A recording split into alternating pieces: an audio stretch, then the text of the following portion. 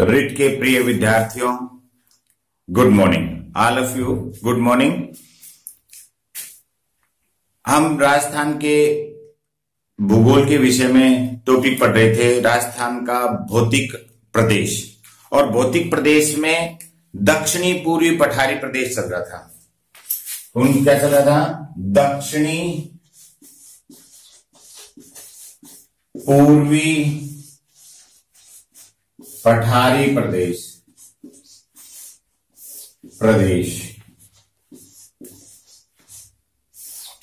ये दक्षिणी पूर्वी पठारी प्रदेश में देखो, पिछली कक्षाओं में, पिछली क्लासेस में हमने पढ़ा था कि दक्षिणी पूर्वी पठारी प्रदेश की उत्पत्ति कैसे हुई। इसकी उत्पत्ति पढ़ चुके हैं हम। दूसरा टॉपिक हमने इसके विस्तार के बारे में पढ़ा। तीसरा टॉपिक हमने इसकी विशेषताएं पढ़ी।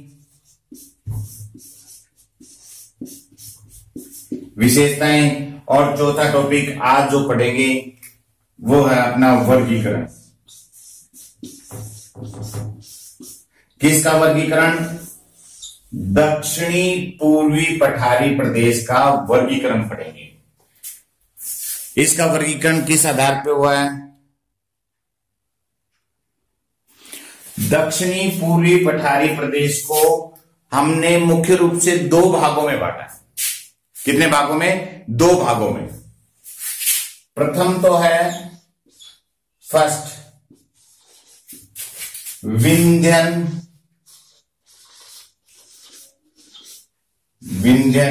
कगार क्षेत्र। विंध्यन कगार क्षेत्र। दूसरा है दक्कन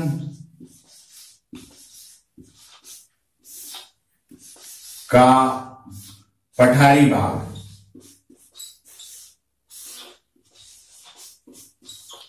दक्कन का पठारी भाग। इसे दो मुख्य रूप से दो भागों में बांटा जाता है, विंध्यन का कगार क्षेत्र और दक्कन का पठारी भाग। अब इनको भी उप विभागों में बांटते हैं। मैं बताऊंगा क्यों इसको कहा गया है विंध्यन कगार क्षेत्र, इसको दक्कन का पठारी भाग क्यों कहा गया है, इसको विस्तार से बताएंगे। लेकिन इसके उप विभाग बता देते हैं पहले क्या क्या उप विभाग है। इसी को ही फिर बांट दिया उप विभागों में। अर्ध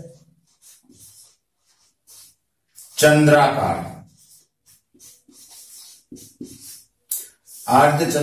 पहाड़ियां।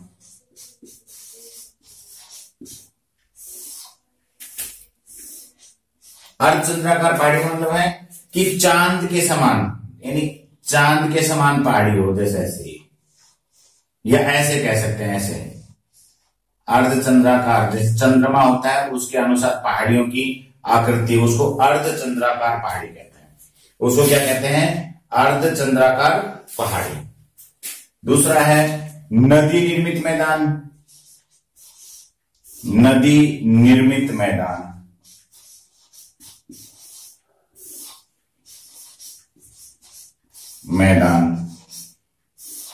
नदी निर्मित मैदान यानी नदियों के द्वारा निर्मित यहां पर मैदान है, उसकी चर्चा करेंगे। यहां पर विंध्यन कगार क्षेत्र में अर्धचंद्राकार पहाड़ी है, उसका वर्णन करेंगे। और नंबर तीसरे पे है शाहाबाद उच्च भूमि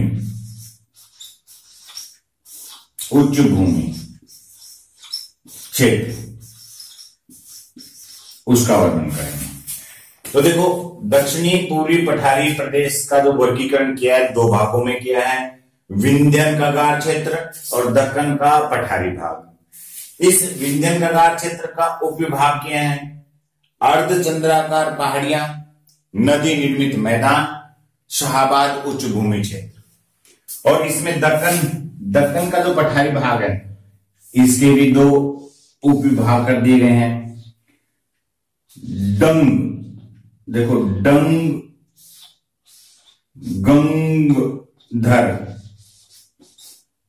डगंधर क्षेत्र। और दूसरा है झालावाड़ का पठार। झालावाड़ का पठार।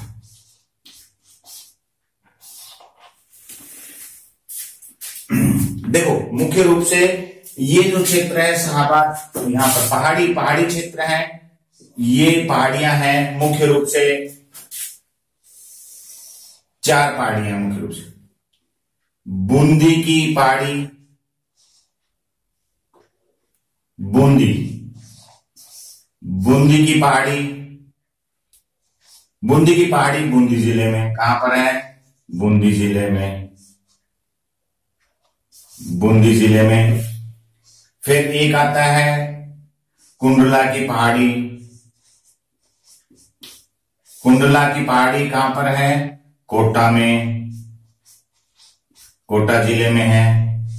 फिर आती है मुकुंदरा की पहाड़ियां।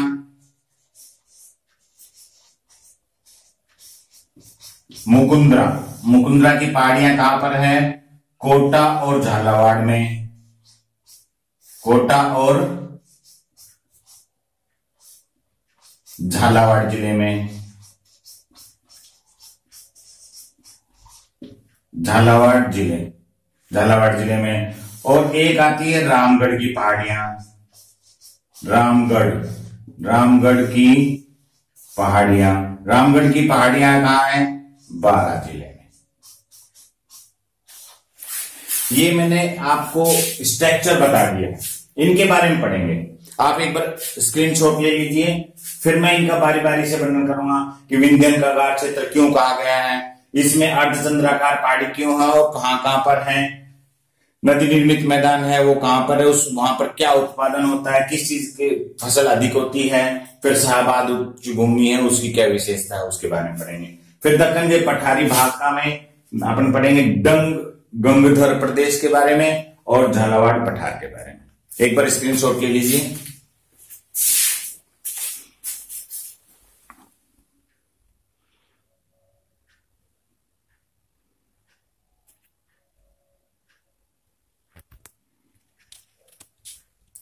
देखो मैप में देखो,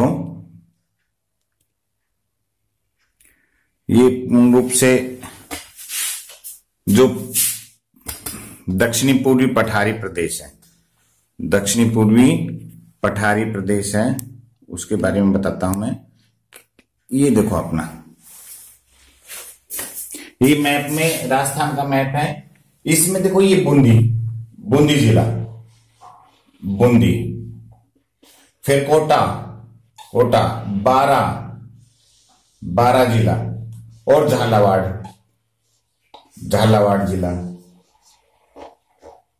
जिला। इसमें अपना दक्षिणी पूर्वी पठारी प्रदेश है। तो यहां मैं बताऊंगा कहां पर ये अर्धचंद्राकार पहाड़ियां हैं, कहां पर है नदी निर्मित मैदान है और कहां पर शाहबाद उच्च भूमि है। ये हम इसी को ही मैं व्हाइट ब्लैक बोर्ड पे बूंदी, कोटा, बारां, झालावाड़ जिले के नक्शा बनाता हूं मैं, और उस फ्रेम में आप देखना कि कहां पर ये स्थित है।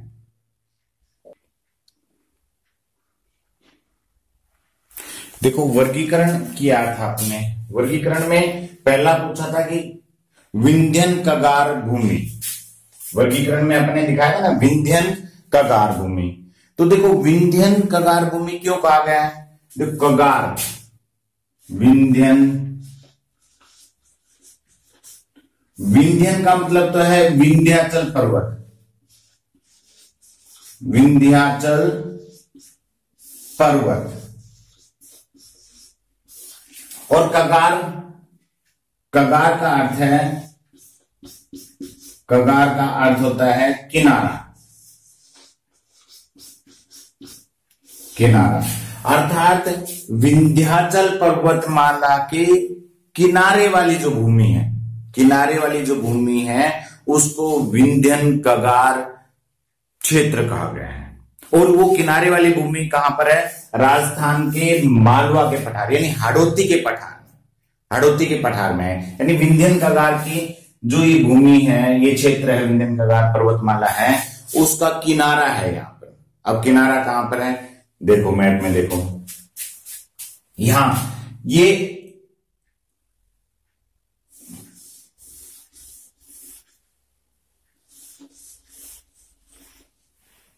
ये यहां पर जा रही पर्वतमाला।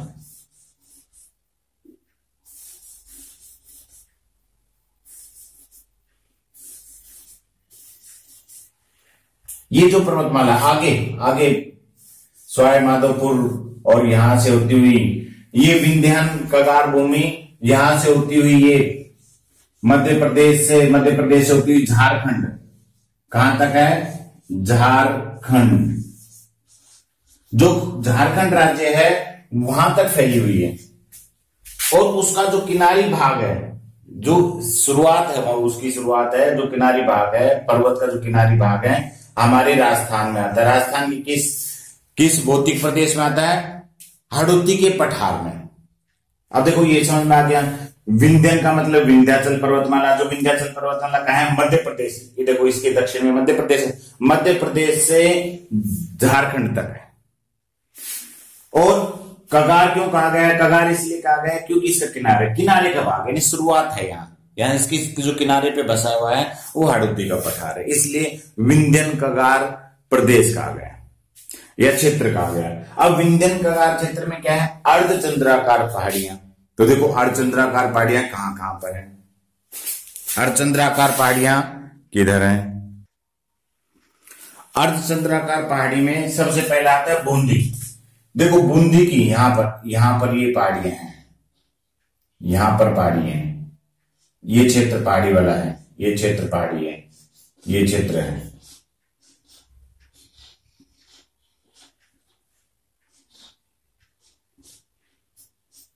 ये क्षेत्र और इसकी आकृति क्या है? अर्धचंद्राकार। अर्धचंद्राकार का मतलब ये जिस चंद्रमा के समान, चंद्रमा आधा चंद्रमा होता ना, अर्ध का मतलब आधा चंद्रमा, आधे चंद्रमा के अनुसार है, जिसको क्या कहा गया? बूंदी की पहाड़ी।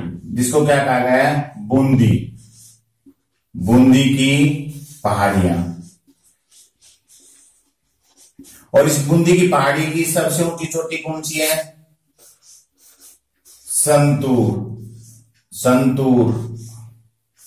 संतूर। इस बूंदी की पहाड़ी जो अर्धचंद्राकार है उसकी सबसे ऊंची चोटी संतूर है, जिसकी ऊंचाई 353 मीटर ऊंची है। जिसकी ऊंचाई कौन सी है? 353 मीटर है। ये किसका भाग है? ये पहाड़ियां किसका भाग है? विंध्यन कगार क्षेत्र का भाग है, विंध्यन पर्वतमाला का ही भाग है, विंध्यन पर्वतमाला का, जो किसमें है? हाड़ौती के पठार में है। और कौन से जिले में है? बूंदी जिले में है। दूसरी पहाड़ी कोटा जिले में है और कुंडलाकार पहाड़ी है। इसका नाम क्या है? कुंडलाकार, यानी कुंडल के समान है, कुंडल। इसको क्या कहा गया? कुंडलाकार पहाड़ी,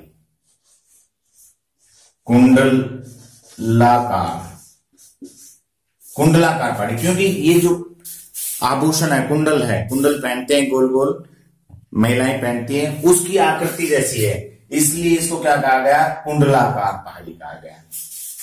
अब यहां की जो ये भी किसका हिस्सा है? किसका हिस्सा? विंध्यन कगार का हिस्सा है। और कहां पर है?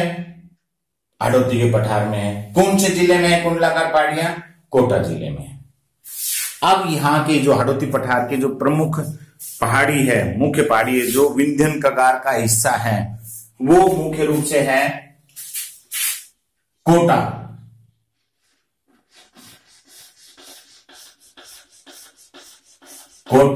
और झालावाड़ में फैली हुई है। कोटा और झालावाड़, जिसे मुकुंदरा की पहाड़ियां कहते हैं। क्या कहते हैं? मुकुंदरा की पहाड़ी। इसको क्या नाम दिया गया है?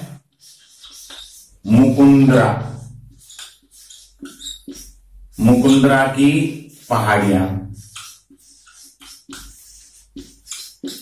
ये मुकुंदरा की जो पहाड़ियां हैं, इनकी लंबाई 120 किलोमीटर है। कितनी है? 120 किलोमीटर क्षेत्र में फैली हुई है। मुकुंदरा की पहाड़ी मुख्य रूप से 120 किलोमीटर क्षेत्र में फैली हुई है। अब देखो यही प्रश्न यहां भी पूछता है कि मुकुंदरा की पहाड़ी किसका हिस्सा है? विंध्यन कगार का हिस्सा है। विंध्यन जो पर्वतमाला है उसके कगारी भाग पे स्थित है, इसलिए विंध्यन कगार का हिस्सा है। राजस्थान में किस भौतिक प्रदेश में स्थित है? हाड़ौती के पठार में स्थित है। किन जिलों में स्थित है? तो कोटा जिला और ये झालावाड़ जिला। कोटा और झालावाड़ जिले की सीमा पर स्थित है। तो कोटा व झालावाड़ जिले में मुकुंदरा की पहाड़ियां हैं, जिसकी लंबाई कितनी है? लगभग 120 किलोमीटर में फैली हुई। यहां की एक प्रमुख चोटी है, जो चोटी है उसका नाम है चांदबाड़ी।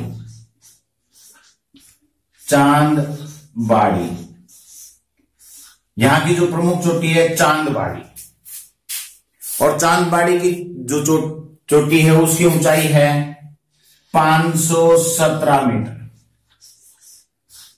देखो यहां पर प्रश्न बनता है, यहां पर इंपॉर्टेंट प्रश्न बनता है कि मुकुंदरा की सबसे ऊंची चोटी कौन सी है? तो चांदबाड़ी। उसकी ऊंचाई कितनी है? 517 मीटर। हाड़ौती के पठार की सबसे ऊंची पहाड़ी कौन सी है? चांदबाड़ी, जो कहां पर स्थित है? कोटा और झालावाड़ जिले में, मुकुंदरा पहाड़ियों में स्थित है। अब आता है तीसरा, रामगढ़ की पहाड़ियां। तो रामगढ़ की पहाड़ियां मुख्य रूप से 12 जिले में है। मुख्य रूप से किसमें है? 12 जिले में। 12 जिला है। इसमें क्या है? कौन सी पहाड़ियां हैं? रामगढ़ की पहाड़ियां। रामगढ़ की पहाड़ियां। अच्छा देखो, रामगढ़ की पहाड़ियां, ये रामगढ़ की पहाड़ियां हैं, तो इसलिए इंपॉर्टेंट यहां ये बन जाता है कि रामगढ़ की जो पहाड़ियां हैं वो शाहाबाद उच्च भूमि क्षेत्र है ना, 12 का शाहाबाद उच्च भूमि क्षेत्र, जहां पर सहरिया जनजाति अधिक निवास करती है। आदिम जनजाति है सहरिया, वो इस क्षेत्र में निवास करती है। तो ये रामगढ़ की पहाड़ियां कहलाई। क्या कहलाई? रामगढ़ की पहाड़ियां। तो देखो मुख्य रूप से यहां पर 4 पहाड़ियां हैं, बूंदी की पहाड़ी, कांडला की पहाड़ी, मुकुंदरा की पहाड़ियां और रामगढ़ की पहाड़ियां। ये सारी पहाड़ियां जो हैं विंध्यन कगार क्षेत्र का ही भाग है, विंध्यन पर्वतमाला का ही भाग है। और संपूर्ण कहां पर है? ये संपूर्ण कहां पर है? हाड़ौती के पठार में, यानी दक्षिणी पूर्वी पठारी क्षेत्र में, राजस्थान के दक्षिणी पूर्वी पठारी क्षेत्र में स्थित है। अब यहीं पर एक देखो, यहां प्रश्न उठता है, ये जो है ये मुकुंदरा की पहाड़ियां जो है, यहां पर मुकुंदरा नेशनल पार्क, राजस्थान का तीसरा थर्ड मुकुंदरा नेशनल पार्क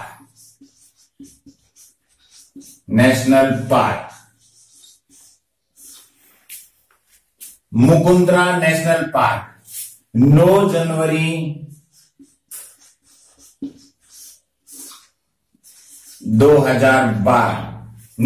2012 को इस क्षेत्र में राजस्थान का तीसरा मुकुंदरा नेशनल पार्क घोषित कर दिया गया। तो देखो यही मैं थोड़ा बता देता हूं आपको कि ये तीसरे नंबर का है, राजस्थान में तीसरे नंबर का। इससे पहले दो और हैं। पहला जो नेशनल पार्क था वो था राजस्थान का पहला नेशनल पार्क था रणथंभौर। राजस्थान का पहला नेशनल पार्क रणथंभौर था, जो 1980 में इसे नेशनल पार्क घोषित किया गया। पहला, राजस्थान का पहला। और कहां पर है ये? सवाई माधोपुर। कहां पर है? सवाई माधोपुर में। तो राजस्थान का तीसरा national park Mukundra national park, जो दर्रा अभ्यारण्य और जवाहर सागर अभ्यारण्य दोनों को मिलाकर क्या कर दिया गया, राजस्थान का तीसरा Mukundra national park. Mukundra national park जो 9 जनवरी 2012 से लागू हो गया है, मतलब घोषित कर दिया है। तो राजस्थान का पहला कौन सा है, रणथंभौर, जो 1980 में घोषित किया गया था। और दूसरा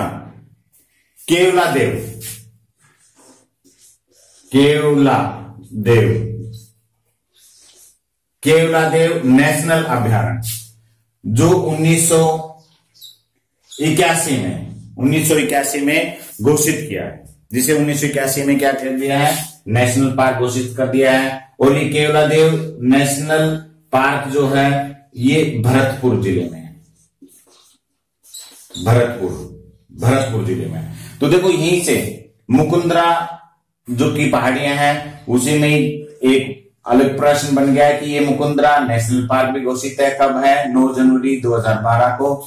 तीसरा है तो दो कौन कौन से हैं, एक रणथंभौर है 1980 में, एक केवलादेव है 1981 में जो भरतपुर में है, ये घोषित किए गए। इसी के साथ मुकुंदरा, इसी के साथ एक और है मुकुंदरा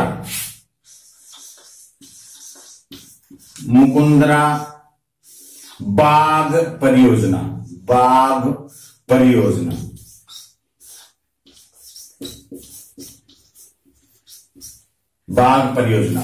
10 अप्रैल 2013 से यहीं पर बाघ बचाओ परियोजना यानी मुकुंदरा बाघ परियोजना 10 अप्रैल 2013 से घोषित कर दी गई।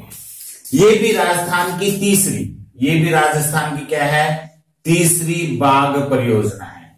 तो देखो यहां इंपॉर्टेंट क्वेश्चन बनता है कि राजस्थान की तीसरी बाघ परियोजना मुकुंदरा बाघ परियोजना कहां पर है, ये कोटा, देखो मुख्य रूप से मुकुंदरा पहाड़ियों पे है, लेकिन क्षेत्र की बात कही तो ज्यादा क्षेत्र में फैली हुई है। कोटा में भी फैली हुई है और इसका हिस्सा झालावाड़ में भी है, कुछ चित्तौड़गढ़ का भी हिस्सा है, इन क्षेत्रों में फैली हुई है।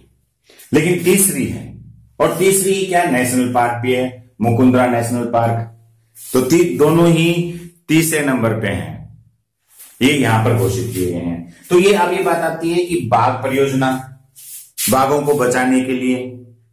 तो 2 बाघ परियोजना और कौन कौन सी हैं उसका भी वर्णन कर लेते हैं हाथ के हाथ। तो देखो राजस्थान की प्रथम बाघ परियोजना, यहां पर मुकुंदरा नेशनल पार्क तीसरा था, तो प्रथम कौन सी थी, रणथंभौर नेशनल पार्क। ठीक उसी प्रकार से यहां भी मुकुंदरा, फर्स्ट क्या है मुकुंदरा, फर्स्ट है रणथंभौर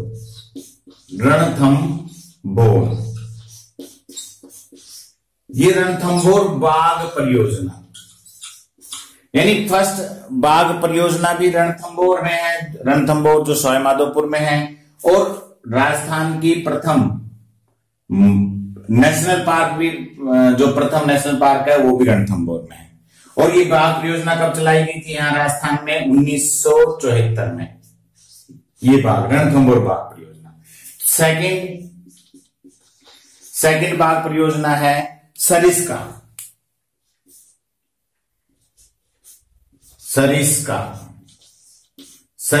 बाघ परियोजना। और ये सरिस्का बाघ परियोजना कहां पर है, अलवर जिले में। कहां पर है, अलवर, ये अलवर जिले में स्थित है, अलवर जिले में है। और ये कब शुरू की गई, 1978 में।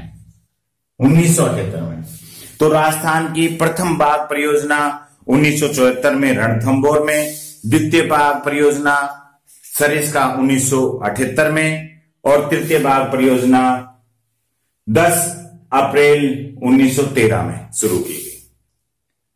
ठीक है, अब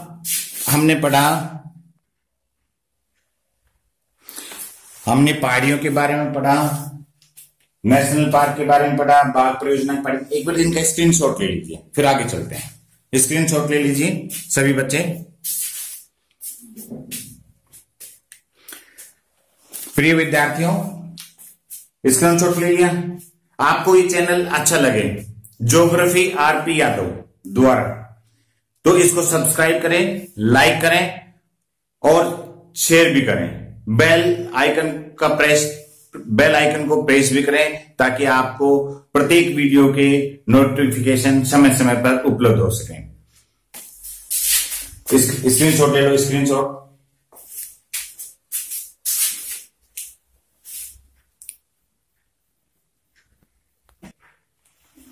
हमने पढ़ा, पहाड़ियों के बारे में पढ़ लिया। अब आता है शाहाबाद उच्च भूमि, यानी हमने दो भागों में बांटा। दक्षिणी पूर्वी पठारी प्रदेश का वर्गीकरण किया दो भागों में। एक तो किया था कगारी क्षेत्र, विंध्यन कगार क्षेत्र। विंध्यन कगार क्षेत्र में पहला था पहाड़ी आप चंद्रागढ़ पहाड़ियां पढ़ लिया। अब आता है शाहाबाद उच्च भूमि। तो शाहाबाद उच्च भूमि देखो यहां पर है, यहां पर ये जो जहां पर शहरिया जनजातियों का निवास है, शहरिया जनजाति विशेषकर इस वाले क्षेत्र में, विशेषकर ये 12 जिले के उत्तर पूर्वी क्षेत्र में है। और यहां पर मुख्य रूप से ये बात देखो, ये इंपॉर्टेंट है, यहां पर घोड़े की नाल, घोड़े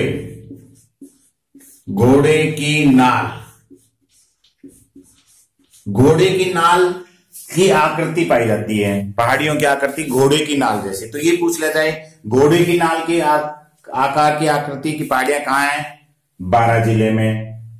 किस क्षेत्र में? शाहाबाद उच्च भूमि क्षेत्र में। या पहाड़ी का नाम आ जाए तो रामगढ़ की पहाड़ी। देखो घोड़े की बात है, घोड़े की, तो घोड़े की नाल यानी इस यू शेप में जो घोड़े की नाल होती है उस शेप में आकृति की है। यहां मुख्य रूप से देखो इस शाहाबाद उच्च भूमि वाले क्षेत्र है। यहां पर शहरिया जनजाति इंपॉर्टेंट है। क्या है? शहरिया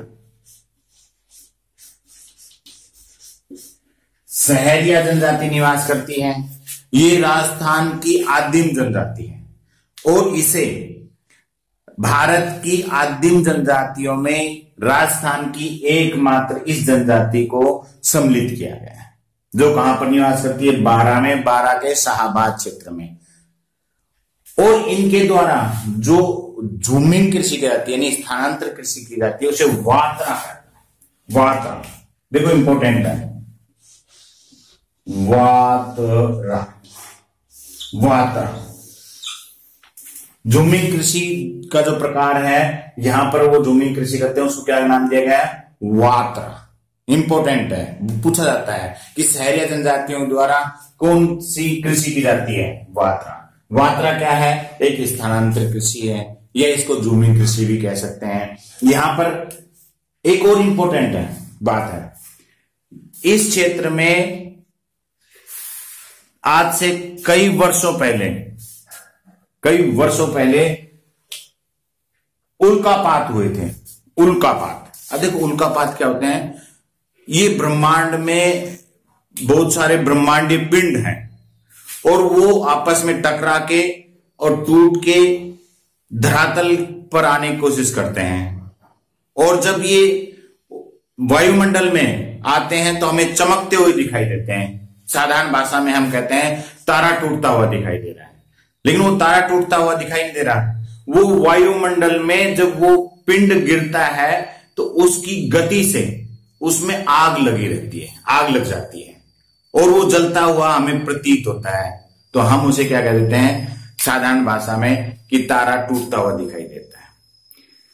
जब वो वायुमंडल में रहता है तो उसे उल्का पिंड कहते हैं, उल्का पिंड। लेकिन जब वो धरातल पर गिर जाता है और वहां पर एक बड़ी झील जैसा, बड़े तालाब जैसा या बहुत बड़ा गड्ढा बन जाता है, तो जब वो नीचे गिरता है धरातल पर तो उसे उल्कापात कहते हैं। तो यहां पर इस शाहाबाद उच्च भूमि 12 के इस क्षेत्र में उल्कापात हुआ था, और उस उल्कापात वाले क्षेत्र के कारण ही वैज्ञानिकों ने जियो हेरिटेज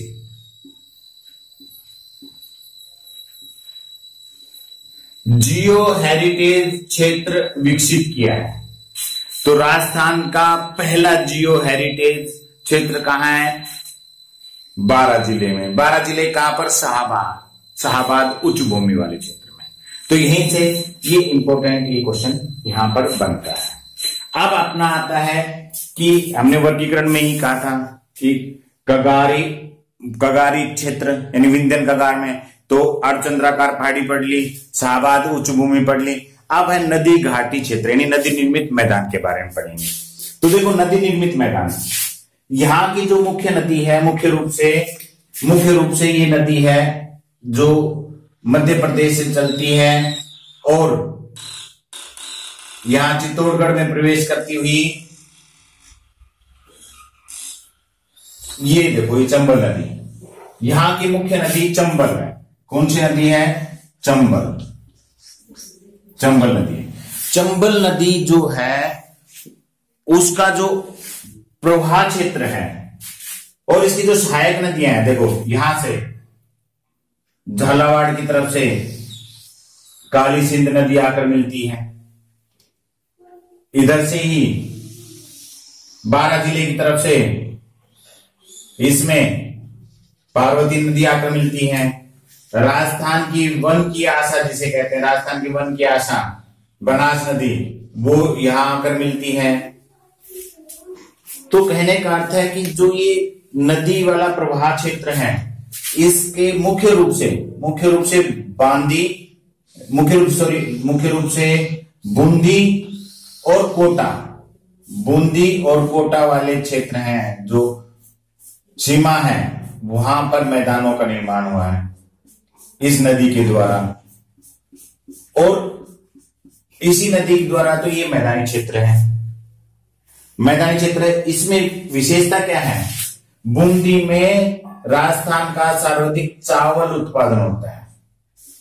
राजस्थान का सर्वाधिक चावल उत्पादन कहां होता है? बूंदी में। लेकिन बासमती चावल का सर्वाधिक उत्पादन कहां होगा? वो हनुमानगढ़ में होगा। राजस्थान का सर्वाधिक। प्रिय विद्यार्थियों, ये नदी निर्मित मैदान पठारी, दक्षिणी पूर्वी पठारी क्षेत्र में नदी निर्मित मैदान मुख्य रूप से बूंदी जिले और कोटा जिले में, जहां पर चंबल नदी प्रवाहित होती है, वो क्षेत्र नदी निर्मित मैदान कहलाता है। क्योंकि यहीं पर काली सिंध आकर मिलती है, यहीं पर क्या है, इसी क्षेत्र में ये पार्वती नदी आती है। तो ये जो नदी निर्मित मैदान है, विशेषकर चंबल का जो अपोहा क्षेत्र है, वहां पर नदी निर्मित मैदान है, जो मुख्य रूप से बूंदी और कोटा की सीमावर्ती क्षेत्र में स्थित है।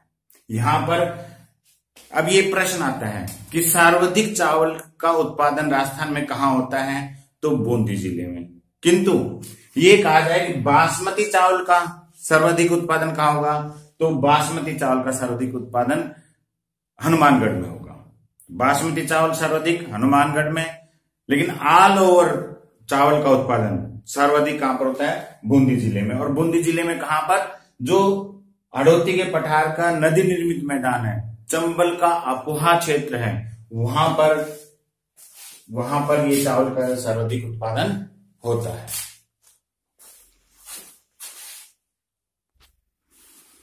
हाँ प्रिय विद्यार्थियों, ये वर्गीकरण में आपने पढ़ लिया है विंध्यन का कगार। अब अपना ये टॉपिक आता है कि दक्षिणी पूर्वी पठार का जो वर्गीकरण किया था, दक्कन का पठारी क्षेत्र। तो देखो दक्कन का पठारी क्षेत्र क्यों कहते हैं? तो ये तो जब दक्षिणी पूर्वी पठारी प्रदेश की उत्पत्ति के बारे में समझाया था तब मैंने बता दिया था, किंतु चलो ये बता देता हूं कि इसको पठारी क्षेत्र, दक्कन का पठार क्यों कहते हैं। तो देखो दक्कन का पठार भारत के नक्शे में ये वाला जो, ये तो पश्चिमी घाट, ये पूर्वी घाट कटिफटी पूर्वी घाट, और ये राजस्थान से और झारखंड तक ये वाला क्षेत्र है विंध्यन कगार। ये क्या है? विंध्यन कगार। यानी ये संपूर्ण क्षेत्र क्या है? प्रायद्वीपीय पठारी क्षेत्र। और ये संपूर्ण प्रायद्वीपीय पठारी क्षेत्र है किससे निर्मित है? ज्वालामुखी के द्वारा निर्मित है, अर्थात लावा से निर्मित है। और लावा से निर्मित है और लावा दरारी उद्गार से भी है। तो जब दरारी उद्गार से है तो इसका मतलब है यहां पर ये पठार है। और इस पठारी क्षेत्र को, संपूर्ण पठारी जो क्षेत्र है, इसको स्थान के अनुसार अलग अलग नामों से जाना जाता है। जैसे कर्नाटक वाला क्षेत्र है, कर्नाटक में इसको मैसूर का पठार नाम दिया, मैसूर। महाराष्ट्र में इसे क्या नाम दिया गया? दक्कन का पठार, दक्कन। और राजस्थान मध्य प्रदेश वाला जो क्षेत्र है उसको मालवा का पठार कहा गया, मालवा का पठार। और ये मालवा का पठार का उत्तरी भाग है जो राजस्थान में, ये उत्तरी भाग है जिसे क्या कहते हैं? हाड़ौती का पठार। क्या कहते हैं? हाड़ौती का पठारी क्षेत्र। तो देखो प्रश्न ये आता है, क्या राजस्थान का दक्षिणी पूर्वी पठारी क्षेत्र है जिसे हाड़ौती का पठार कहते हैं, मालवा का भाग है? यस, मालवा का भाग है। ये प्रश्न आ जाए, क्या दक्षिणी पूर्वी पठारी क्षेत्र है, ये दक्कन के पठार का भाग है? यस, ये दक्कन के पठार का ही उत्तरी भाग है, क्योंकि यही है, ये दक्कन का पठार ही संपूर्ण दक्षिणी प्रायद्वीपीय दक्कन का पठार है, लेकिन इसी को अलग अलग नामों से जाना जाता है। इसलिए इसके उत्तर में क्या है? मालवा का पठार। मालवा के पठार का ही उत्तरी भाग क्या है? हाड़ौती का पठार। तो ये क्या है? दक्कन का पठारी क्षेत्र है। तो उसी दक्कन का पठारी क्षेत्र क्या क्या है ये वर्णन करेंगे। चलो देखते हैं। इस दक्कन के पठारी क्षेत्र को दो भागों में बांट दिया, एक गंगधर प्रदेश या क्षेत्र, और एक झालावाड़ का पठार। झालावाड़ का पठार। देखो राजस्थान में इस दक्कन के पठारी क्षेत्र को दो भागों में बांट दिया, गंगधर क्षेत्र और झालावाड़ का पठार। ज्यादा इसमें इंपॉर्टेंट नहीं है, केवल नाम याद रखने हैं अपने को। अब ये कहां पर है? देखो ये झालावाड़ है, झालावाड़ का दक्षिणी पश्चिमी क्षेत्र, झालावाड़ का दक्षिणी पश्चिमी क्षेत्र है, इसको गंगधर क्षेत्र नाम दिया गया। क्या नाम दिया गया? गंगधर क्षेत्र नाम दिया। और इसके अलावा जो संपूर्ण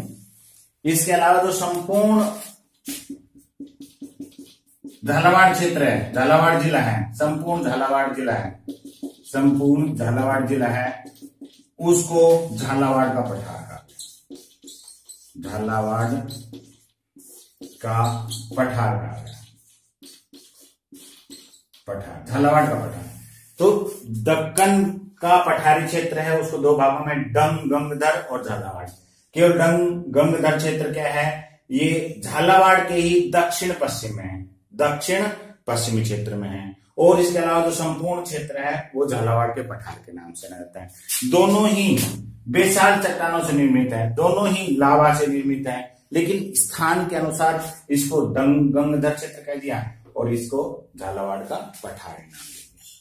तो रिट के प्रिय विद्यार्थियों, यदि ये चैनल आपको अच्छा लगे तो सब्सक्राइब करें, लाइक जरूर करें और बेल आइकन को प्रेस भी करें ताकि समय समय पे नोटिफिकेशन आपके पास पहुंच जाए। हमने दक्षिणी पूर्वी पठारी प्रदेश का जो वर्णन किया है उसमें केवल एकमात्र नदी बची है, इस क्षेत्र की प्रमुख नदी चंबल नदी। तो अगले वीडियो में हम चंबल नदी का वर्णन करेंगे और उसी के साथ साथ दक्षिणी पूर्वी पठारी प्रदेश के लगभग 80 प्रश्न प्रश्नों की सीरीज आपके सामने लाएंगे और उनके हल भी बताएंगे, और फिर उसके बाद अपना दक्षिणी पूर्वी पठारी प्रदेश कंप्लीट हो जाएगा। इसी के साथ धन्यवाद।